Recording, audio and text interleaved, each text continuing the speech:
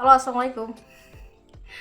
Oke, aku dengan konsep baru, guys. Ini sebenarnya bukan konsep baru, tapi karena ring lightnya kakak aku nggak ada tiangnya, jadi tadi di belakang, tapi kayaknya lebih bagus di depan gitu, lebih cerah gitu. Dan mukaku tampak lebih tidak terlalu hitam gitu, kalau aku bisa ngaturnya. Oke, sini aku pegang ya. Udah apa kan kalian? Nah, gini lebih bagus nih, kayak ada premnya gitu ya. Dan aku bisa berubah warna, kita cari warna yang cocok ya. Aduh, ini kuning banget aku. Wow. Aku lebih suka yang ini tadi. Oke guys, ya lebih keren kan premnya. Nah, jadi ngomongnya kayak bisik-bisik gitu ya, nggak apa-apa dong. Aku ngeliatnya kemana nih? Agak merah. Kemana kok? Oke, aku hari ini mau ngebahas. Ini aku kayak bisik-bisik ya. Aku agak nunduk-nunduk gimana gitu. Tapi nggak apa-apa lah. Aku mau nge-share ke kalian tentang konspirasi yang ada di otak aku. Jadi aku akan, mata aku keren. Jadi distraksi terus ya. Jadi aku pengen, masya Allah ya. Sebelum ngebahas aku tuh teringat kata ulama loh.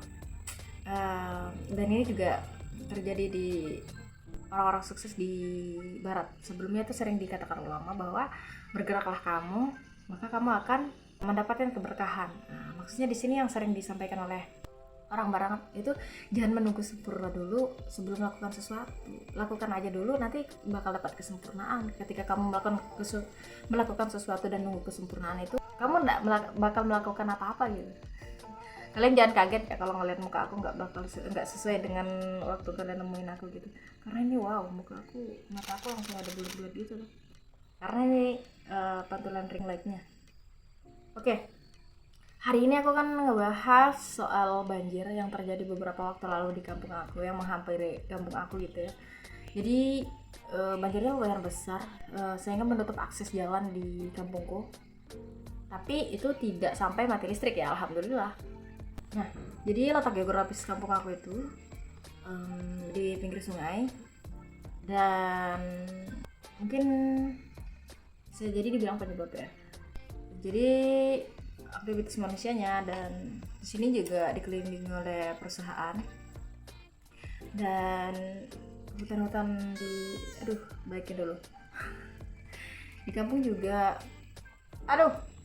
bentar ya, harus aku ketutupan nih.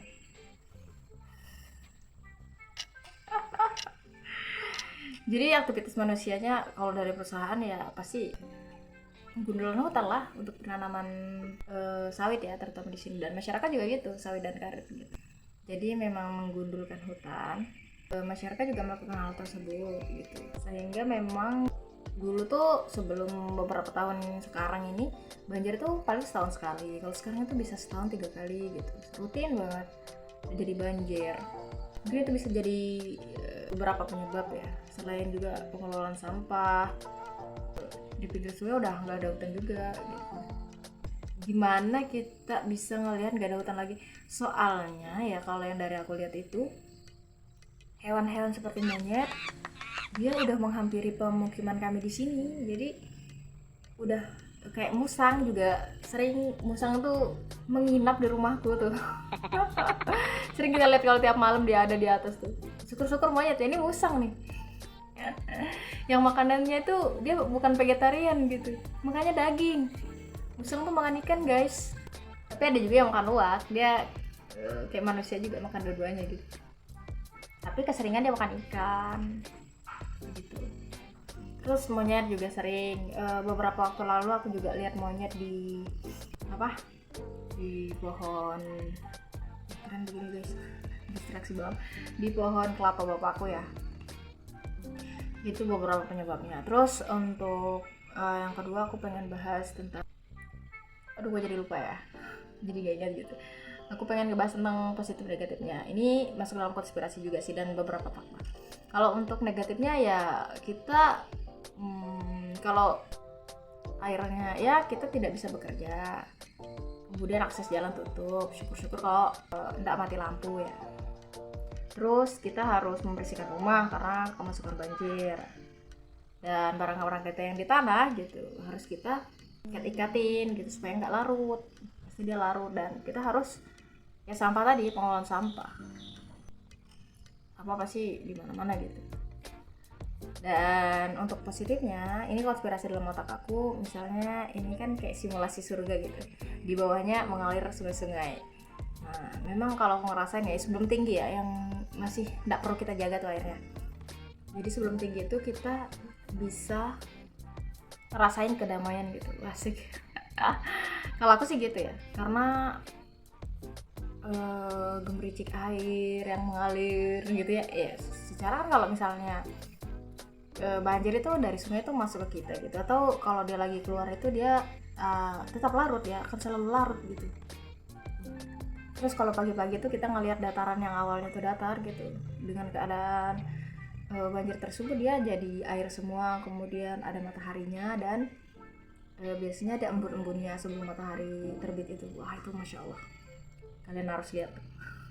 Bukan berarti kalian harus terkena banjir juga ya, tapi wah, itu luar biasa lah, cantik masya Allah, sesuatu yang tetap harus disyukuri walaupun kita ibaratnya korban banjir gitu, korban bencana, tapi tetap di semua kejadian tuh ada yang harus disyukuri gitulah. Rahmat Allah yang harus kita syukuri, alhamdulillah. Masya Allah, jadi ceramah lagi guys. Oke, itulah tadi. Dan juga kita mungkin disuruh berhenti kerja dulu, dan jadi wahana baru. Jadi air itu bukan cuma anak-anak yang main, orang tua juga main, termasuk aku happy-happy aja sih sebelum dia tinggi gitu, sebelum dia memutus akses kami, dan sebelum dia menjadi wasilah matinya listrik di kampung kami. Itu bakal buat happy sih. Kemudian yang jadi pikiran aku banget ya, tentang hal-hal mistis yang terjadi pada saat banjir. Jadi 2 kali banjir di kampung gue itu mistis banget, dikaitkan dengan hal mistis ya. Jadi pada saat banjir itu memang faktanya ada kejadian meninggalnya orang gitu. Yang pertama itu anak-anak hanyut, yang kedua tuh orang gitu. Dalam keadaan banjir tuh meninggal lah, kecelakaan mereka gitu, dan menyebabkan 1 orang meninggal. Di masyarakat itu curi-curi dengar gitu kan, karena memang lagi kumpul hari itu nungguin, kebetulan pas kita di situ nemenin ponakan gitu, alibi lagi nemenin ponakan terus kumpul masyarakat, jadi kita nggak enak dong untuk langsung pergi, dan ponakan juga pengen masih main gitu. Jadi aku temenin, kemudian kebetulan ada bansos juga, jadi kita tungguin. Nah hari itu jadi dengar cerita dari masyarakat bahwa kejadian ada orang meninggal gitu, dan setelah itu beberapa waktu langsung ini di lapangan ya, karena entah surut memang duluan atau kejadian itu airnya surut gitu, banjirnya surut perlahan-lahan gitu sampai selesai gitu kan. Jadi orang mengaitkan itu dengan sungai ini tidak tunggal berupa manusia atau apapun itu ya, dia mau tumbal untuk tidak memberikan bencana kepada manusia, yang sebenarnya itu kan takdir dari Allah ya, Allah yang ngejalanin. Cuma aku takut karena ini dalam pikiranku itu kan merusak akidah diri sendiri gitu, karena tapi itu ya kita harus mempercayai hal terjadi, tapi tidak melewati dari takdir Allah gitu. Kita harus tetap mempercayai bahwa Allah itu yang memberikan kita semua kejadian. Ya Allah, aku takut banget ngebahas ini mistis, dan ya takut aja gitu. Tapi boleh lah ya, konspirasi dalam otakku aku bagi ke kalian. Nah pada zaman Khalifah juga terjadi tuh, pada saat sahabat Amr bin As diangkat jadi kalau nggak salah gubernur di Mesir. Pada saat itu Mesir ditaklukkan dan orang-orang hijrah ke agama Islam, dan tapi ada tetap budaya yang melekat di mereka, namanya juga budaya adat ya. Baik tidak baik itu pasti ada yang melekat, namanya juga baru hijrah, ada hal-hal yang masih mereka percayain gitu. Jadi kejadian waktu itu Sungai Nil itu kering, setiap dia mau ngalir lagi tuh kepercayaan masyarakat gitu, dan memang itu terjadi, menumbalkan hewan-hewan ternak. Kalau mau cepat menumbalkan anak perempuan gitu, anak gadis. Nah, setelah menumbalkan anak gadis itu langsung mengalir gitu. Amr bin As tuh merasa ini wah ada kejanggalan, akhirnya beliau mengirimkan surat kepada sahabat Umar bin Khattab. Nah, akhirnya Umar bin Khattab membalas surat dan katanya kepada Amr bin As, bacakan suratnya kepada Sungai Nil. Akhirnya isi surat tersebut begini: wahai hamba Allah, Sungai Nil, ya, jika kamu mengalir karena kemauanmu berupa ingin tumbal, maka berhentilah kamu mengalir. Tapi jika kamu mengalir karena Allah, maka aku akan memintakan kepada Allah untuk mengalirkanmu. Masya Allah gitu ya. Jadi memang itu terjadi, dan itu menjadi budaya masyarakat akhirnya dengan kepercayaan tersebut. Semoga itu tidak terjadi di masyarakat kami gitu, walaupun itu takdir Allah untuk terjadi ya. Tapi semoga kita tidak membiarkan misalnya kita melakukan penumbalan dan segala macam hal itu, karena kejadian itu yang terus menerus gitu. Semoga kita tetap bisa menjaga akidah kita sebagai umat muslim untuk percaya bahwa itu takdir Allah, dan kalau memang kita ingin menjaga alam, usaha kita yang bisa kita berikan ialah pengelolaan sampah tadi dan tidak menimbulkan hutan. Walaupun itu perlahan ya, nggak bisa kita langsung ngajak orang ayolah jangan kita mengajarkan hutan dengan, nggak bisa guys. Aku nggak bisa seidealis itu karena circle aku, bapak aku sendiri adalah petani sawit gitu. Jadi mulai dari kita sendiri lah ya, kita jangan terlalu memaksa orang untuk hal-hal yang itu sudah jadi, ya kita perlahan lah. Tapi beda hal yang kalau misalnya yang dalam hal penumbalan tadi ya, dan juga posisi juga Amr bin As sebagai gubernur memang orangnya gede. Kalau kita perlahan, kalau mau gede ayo nyalon. Apaan sih? Oke guys, itu hal-hal mistis yang ada di otakku, menjadi konspirasi ya udah lama gitu. Aku ingin share ke kalian.